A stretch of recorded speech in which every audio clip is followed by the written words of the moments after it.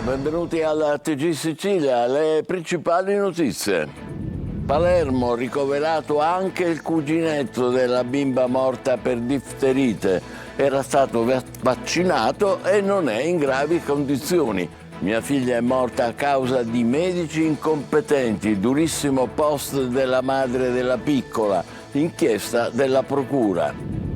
L'infettivologo, la Sicilia è l'ultima in Italia per questo tipo di vaccinazione che è obbligatoria ed è il principale argine contro il ritorno di infezioni che sembravano appartenere al passato. Messina, sempre più un giallo, il clamoroso furto delle tele di Antonello. Cos'è successo in quei fatidici 15 minuti di Ferragosto, dalle 20:47 alle 21:02? Perché l'allarme è stato spento? Dopo il trasferimento dei custodi, le indagini concentrate sugli interrogativi più inquietanti. Estate rovente e costosa, bollette sempre più care, fra i 3 e i 500 euro in più a famiglia, a causa soprattutto dei condizionatori. Il gasolio nelle isole minori sfiora i 3 euro. Per Confconsumatori servono interventi strutturali, non soluzioni tampone. Crisi idrica ad Agrigento, nuovo capitolo, un'abbondante perdita d'acqua lungo la scala. Questa che vedete tra via Firenze e via Manzoni riaccende le polemiche sulla gestione del servizio. Preoccupazione per il livello della diga Ancipa. Straordinarie suggestioni nella Valle dei Templi, lo spettacolo Il risveglio degli dei di Marco Sabatteri accompagna gli spettatori dalla notte alle prime luci del giorno tra il Tempio di Giunone e quello della Concordia. Calciomercato, Catania, in arrivo l'attaccante Coda. A poche ore dall'esordio in campionato, il club rossazzurro è pronto a ufficializzare l'accordo con il miglior marcatore nella storia della Serie B. Il Palermo domenica, in un Barbera vicino al Sold Out, sfiderà la Juve Stabia. I segnali positivi sono già arrivati. La vittoria contro il Lecce è un segnale di quanto potranno fare i rosanero in questa stagione.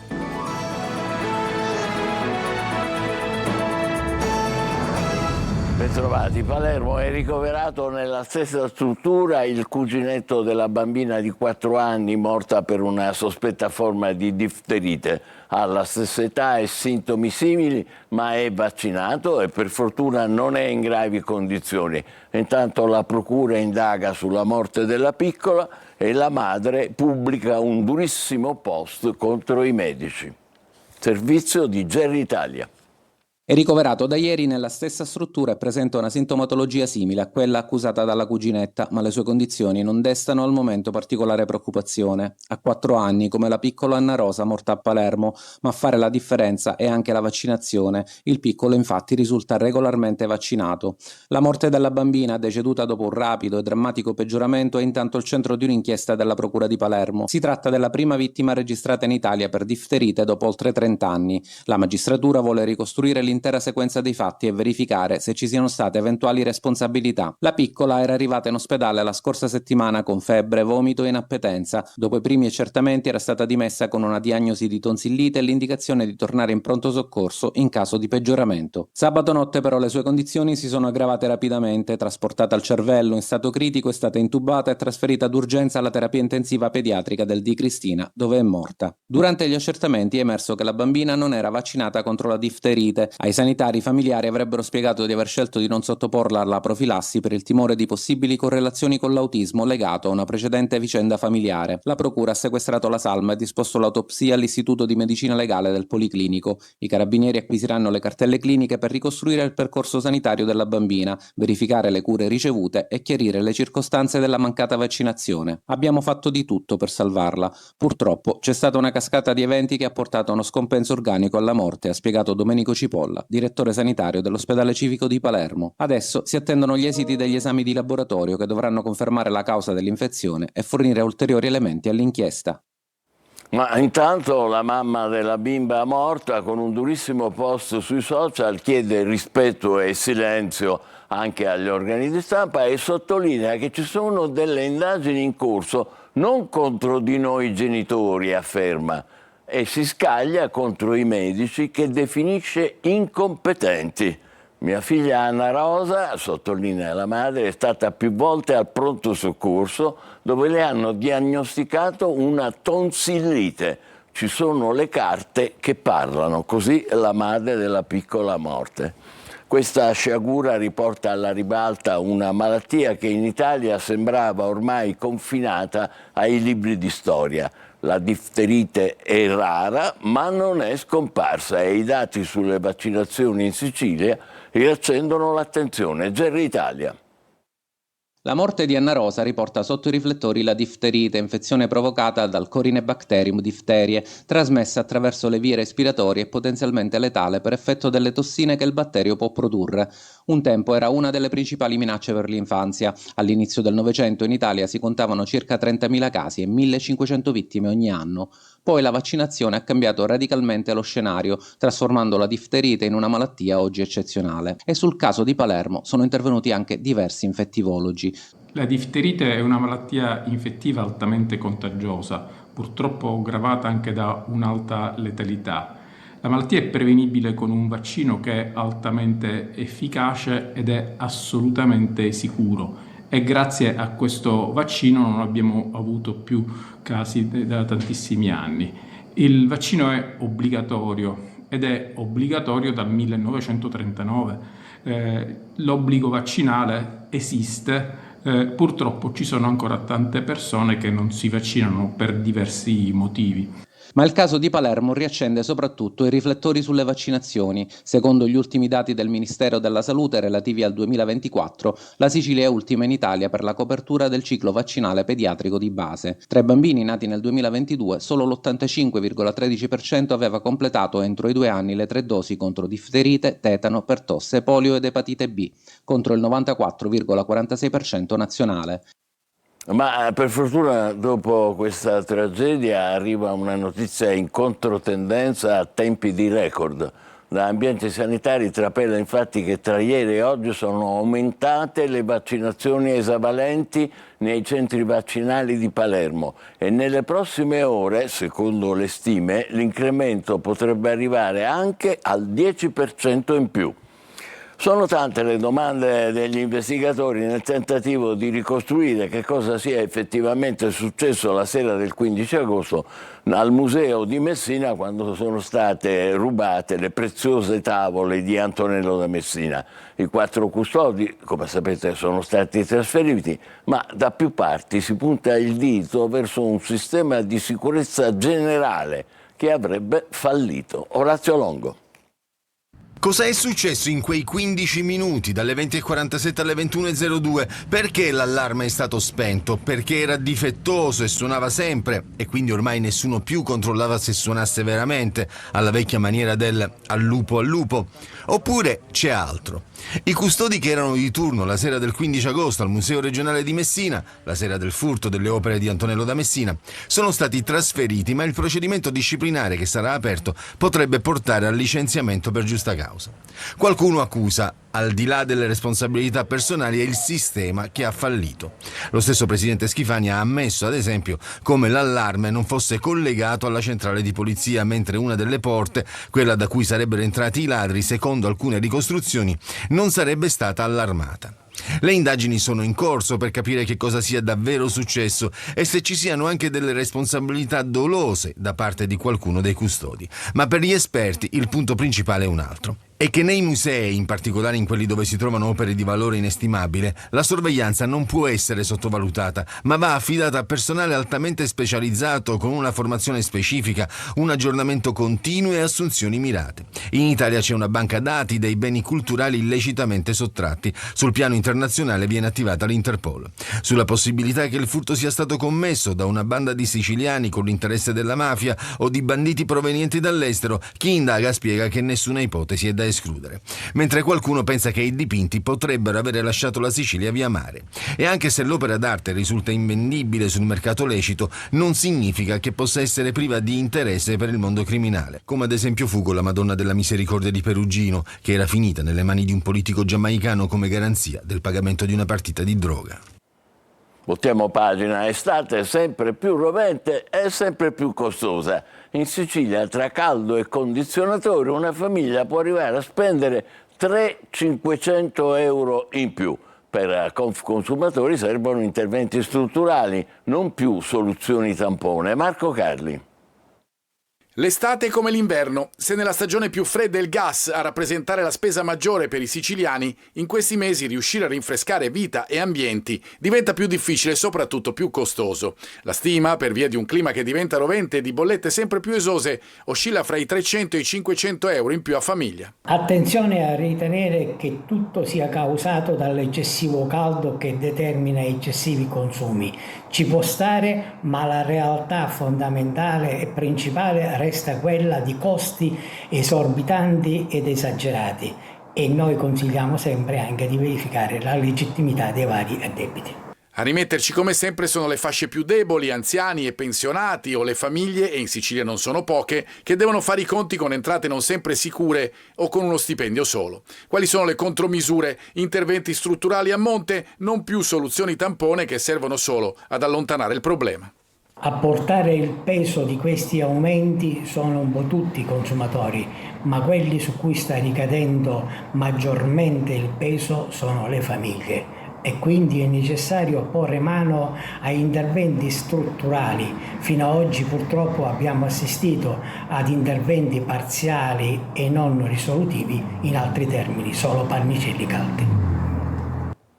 Ed eccoci al caro gasolio, il record nelle isole minori, dove un litro sfiora i 3 euro. Orazio Longo. Fortunatamente l'isola è piccola e si può girare anche in bicicletta, ma pagare 3,25 euro per un litro di benzina e 2,80 per un litro di diesel fa rumore. A Linosa, nelle Pelagie, un pieno costa un terzo in più rispetto al resto d'Italia, record di una mappa dei rincari che tocca la Sicilia più delle altre regioni, in particolare se si va nelle isole minori, dove alla crisi internazionale si sommano il trasporto via mare e la speculazione. I dati del Ministero delle Imprese del Made in Italy certificano che a Ustica si pagano 2,699 euro e 2,599 euro. A Pantelleria il gasolio costa 2,699 euro al self, superando la media italiana di 58,3 centesimi. A Lampedusa il diesel oscilla tra 2,620 e 2,649 e la benzina tra 2,496 e 2,499.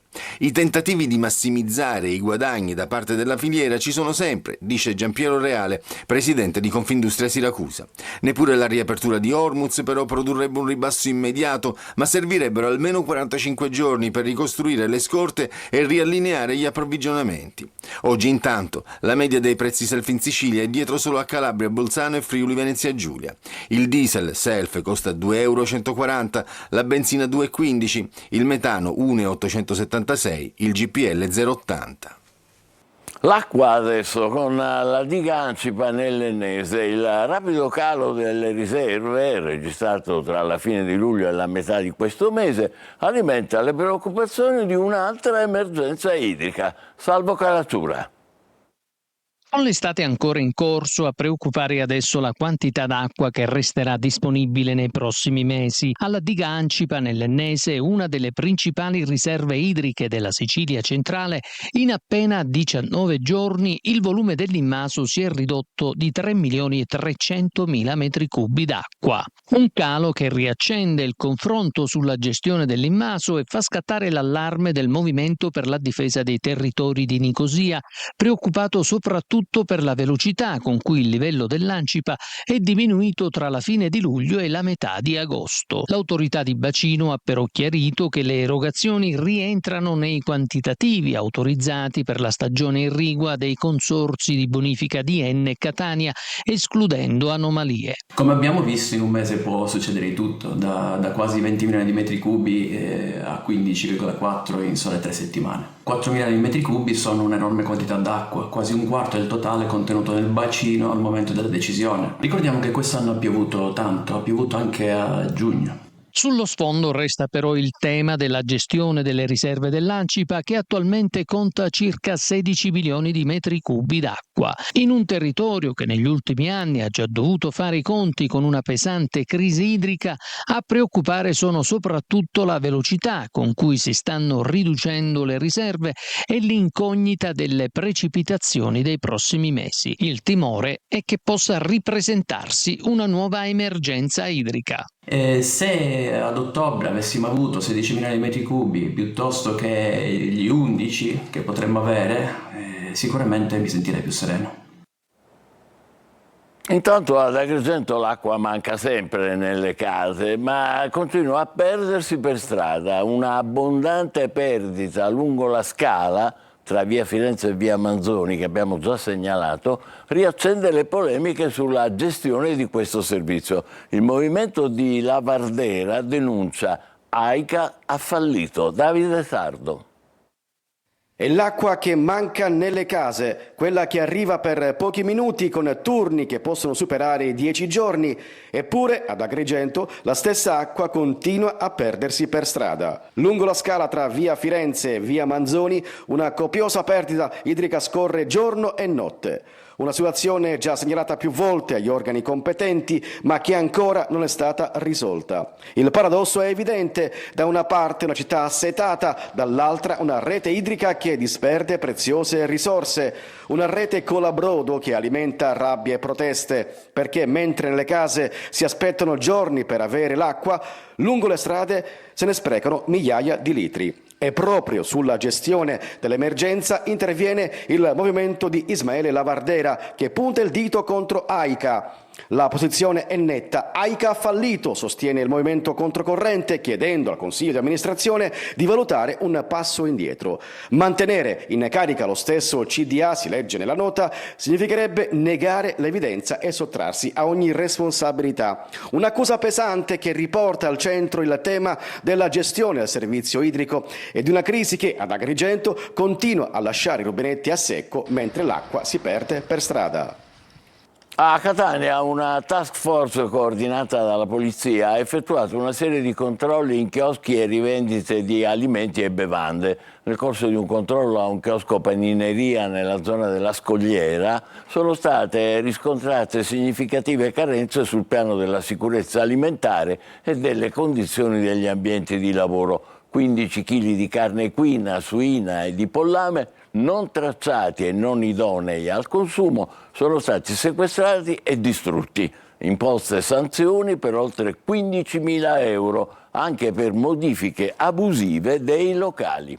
A Palermo i carabinieri hanno scoperto una piantagione di cannabis in pieno centro. Un 22enne è stato arrestato e un altro giovane è stato denunciato per produzione, traffico e detenzione di stupefacenti. Rallenta ancora il flusso lavico dell'Etna. Secondo l'ultimo aggiornamento dell'osservatorio etneo, la colata che vedete e che fuoriesce dalla bocca a quota 1900 metri è poco alimentata e avanza lentamente. Il fronte si trova a circa 1500 metri di quota, sempre nella Valle del Bove. Durante un sopralluogo non è stata osservata attività esplosiva al cratere Voragine e anche il tremore vulcanico ha mostrato un graduale calo mantenendosi su livelli medio-bassi.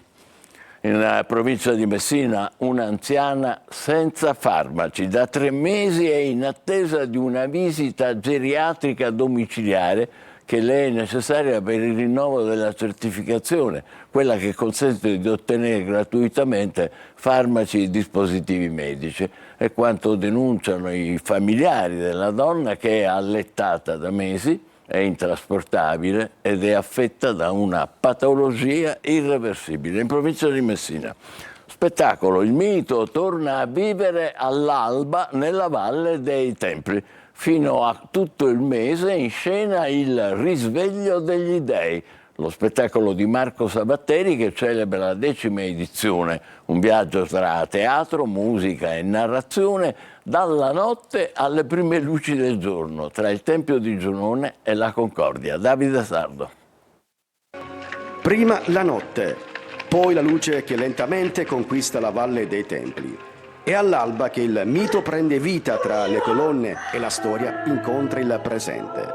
Torna fino al 30 agosto ad Agrigento il Risveglio degli Dei, lo spettacolo scritto e diretto dal regista Marco Savatteri, che celebra quest'anno la sua 10ª edizione. Una produzione firmata Savatteri Produzioni, realizzata in collaborazione con il Parco Archeologico della Valle dei Templi. L'esperienza inizia alle 4:30 dalla bietteria del Tempio di Giunone. Da qui il pubblico percorre la via sacra, accompagnato dalle divinità della mitologia greca, fino al Tempio della Concordia, dove prende forma lo spettacolo. Un percorso immersivo tra teatro, musica e narrazione, nel quale i grandi miti vengono riletti alla luce della contemporaneità. Narciso diventa metafora di una società sempre più concentrata sulla propria immagine. La guerra di Troia richiama i conflitti del nostro tempo. Medusa porta invece al centro il tema della paura e del rapporto con l'altro. E sullo sfondo c'è la Valle dei Templi, che all'arrivo dell'alba diventa parte integrante dello spettacolo, trasformando il risveglio della natura in un autentico evento scenico.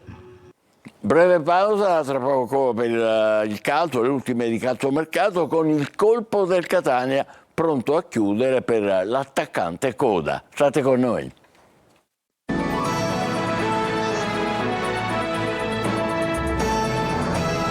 Catania pronto all'esordio in campionato contro l'Inter Under 23 domenica al Massimino, ma la notizia più importante arriva dal mercato. Massimo Coda è vicinissimo, un colpo di esperienza e gol per l'attacco rosso-azzurro. Marco Carli.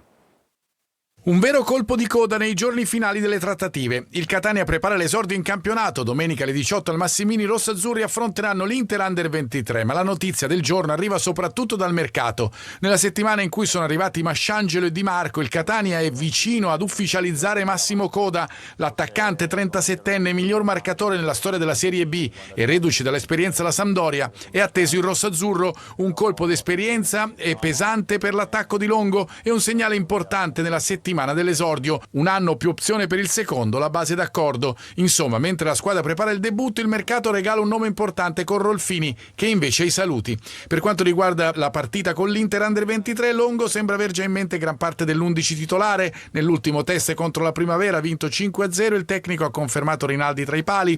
In difesa potrebbe esserci Perrotta con Ierardi, mentre Pagliai e Donnarumma vanno sugli esterni con quest'ultimo che se la gioca con Masciangelo. Corbari, Quaini e Jimenez a centrocampo, quindi davanti potrebbero esserci Cicerelli, Liguori e Leonardi. L'Inter Under 23 arriva invece al Massimino dopo l'eliminazione in Coppa Italia contro il Vado ai calci di rigore. Il Palermo si prepara per la sfida di domenica contro la Juve Stabia. Sul mercato Ossi al lavoro per trovare un'alternativa all'infortunato Joronen. In avanti possibile arrivo del centravanti Spendi. Marco Gullà. Corsa verso l'obiettivo e soprattutto verso la prima di Serie B. Il Palermo domenica in un Barbera come sempre da quasi tutto esaurito sfiderà la Juve Stabia. I segnali positivi sono già arrivati, la vittoria contro il Lecce è un frame della solidità del nuovo Palermo di Pippo Inzaghi. In porta ci sarà Fortin, ma il club rosanero sta accelerando per trovare un sostituto di Joronen che bene che vada resterà fermo almeno 2 mesi. Perin è sempre le alternative. Il direttore sportivo Osti si sta prendendo qualche giorno di riflessione. Perin avrebbe già dato un benestare di massima al trasferimento, ma resta da convincere il club bianconero. La Juventus infatti non sembra intenzionata a privarsi facilmente del giocatore. Il Palermo proverà a sfruttare la volontà di Perin di trovare maggiore spazio e continuità. Intanto si profila una nuova operazione di mercato per l'attacco. Brunori potrebbe andare al Cesena, mentre dal club romagnolo potrebbe arrivare in rosanero l'attaccante Spendi, da definire solamente in che termini inquadrare questa operazione. Il centravanti albanese rappresenterebbe un ulteriore rinforzo per una squadra che è stata etichettata già come la regina del mercato di Serie B. Noi ci fermiamo qui, grazie per averci seguito, appuntamento per altre notizie alle 20, buon pomeriggio. Entra nel mondo dell'informazione con l'app Sicilia Web. Resta sempre aggiornato con le news e le live in diretta.